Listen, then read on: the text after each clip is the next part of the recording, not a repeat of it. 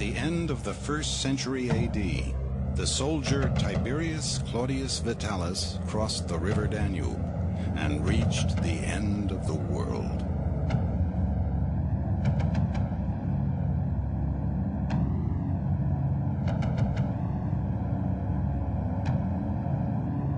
Trained to obey, he went. In the war to come, victory would hang upon such discipline. The greatest weapon of the greatest army the world had yet seen.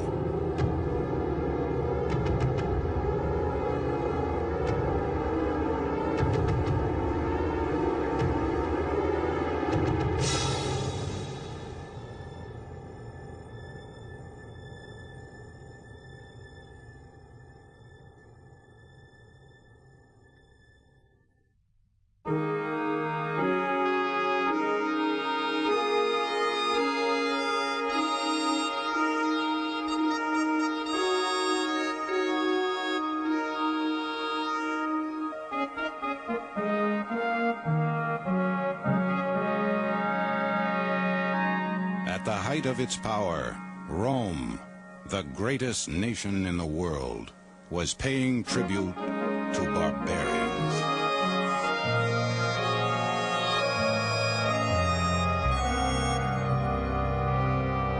From their mountain strongholds north of the river Danube, the Dacians gnawed at the empire. 2 Roman armies tried to crush them. Both were crushed. An entire region simply vanished.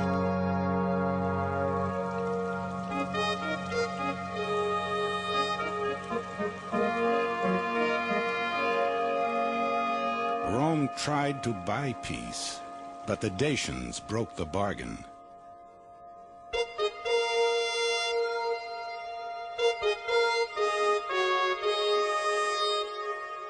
Now the new emperor Trajan took up the sword and called up his legions. 100,000 men, 1/3 of the Roman army.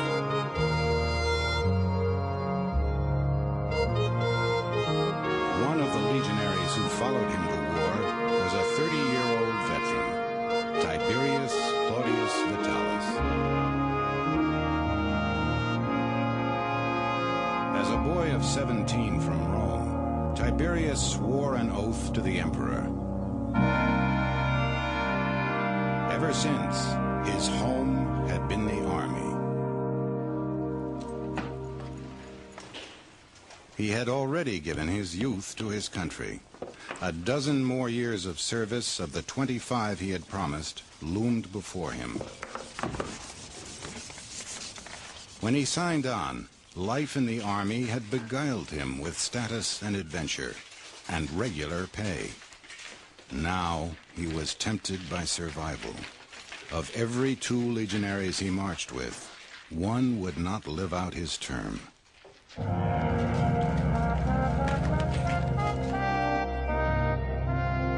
Somewhere within its empire, in trouble spots from Britannia to Judea, Rome was forever at war.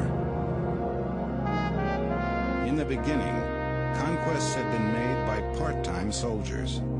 By the time of Christ, the Pax Romana, the Roman peace, rested on the swords of the legions, an army of professionals.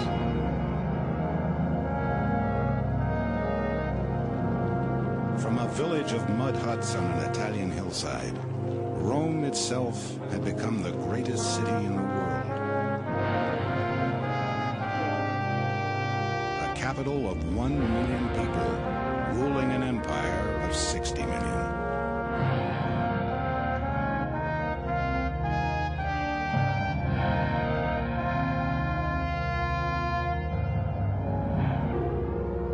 This was the world through Roman eyes. A civilized land surrounded by barbarians who never ceased to bay and scratch at its borders.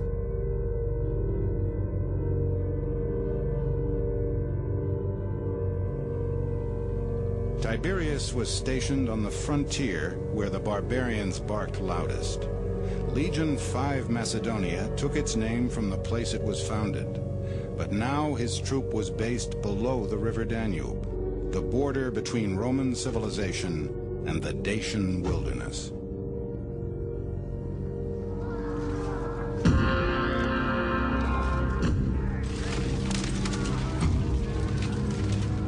It was to put down such uprisings that men like Tiberius were trained.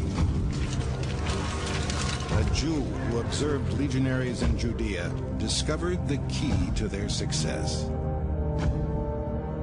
They do not wait for war to begin before handling their arms, nor do they sit idle in peacetime. But as if born ready-armed, they never have a break from training. It would not be far from the truth to call their drills bloodless battles, their battles bloody drills. That is why they stand so easily the strain of battle. No indiscipline dislodges them from their formation. No panic incapacitates them. No toil wears them down. So victory over men not so trained follows as a matter of course.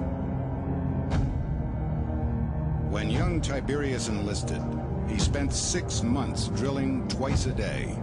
Mock battles with wicker shields and wooden swords, twice as heavy as his real weapons, and wielded just as harshly.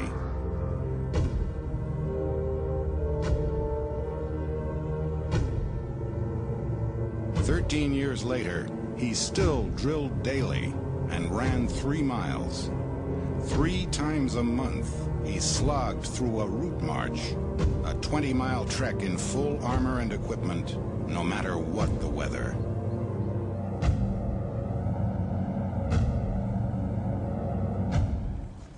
The legionary earned his nickname of Mule.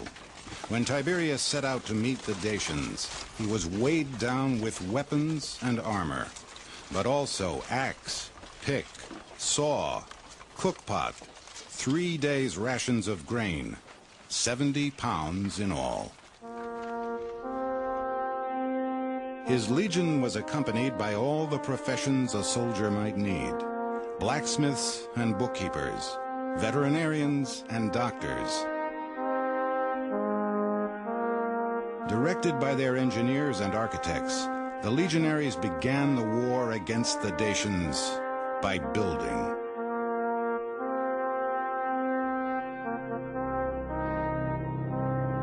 Taking up the tools of stonemasons and carpenters, they erected a chain of forts to guard their line of supply against Dacian raids. Behind these walls, men like Tiberius, city-bred, immersed themselves in the comforts of Rome.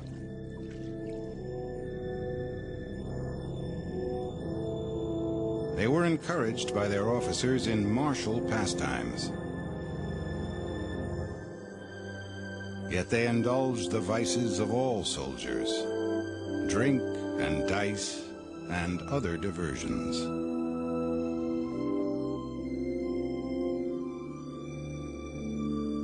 Marriage was forbidden, but in practice, legionaries found wives, or mistresses, among the locals.